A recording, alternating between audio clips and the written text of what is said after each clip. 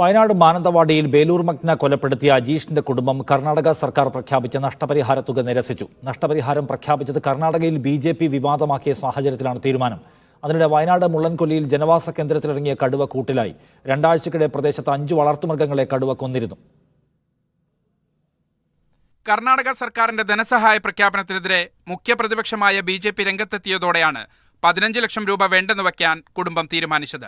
ധനസഹായത്തിനായി ഇടപെട്ട രാഹുൽ ഗാന്ധി എംപിക്കും കർണാടക സർക്കാരിനും നന്ദി അറിയിച്ച കുടുംബം വിഷയം രാഷ്ട്രീയവൽക്കരിച്ച ബി.ജെ.പിയുടേത് മനുഷ്യത്വരഹിത നടപടിയാണെന്ന് കുറ്റപ്പെടുത്തി. നമുക്ക് വേണ്ട, അതുകൊണ്ട് ഇനി ആ ഒരു കാര്യത്തെ പറ്റി നമുക്കൊരു പരാതിയില്ല. അതിന് നമുക്ക് ഈ ചൊറക്കൊന്നും കഴിയില്ല.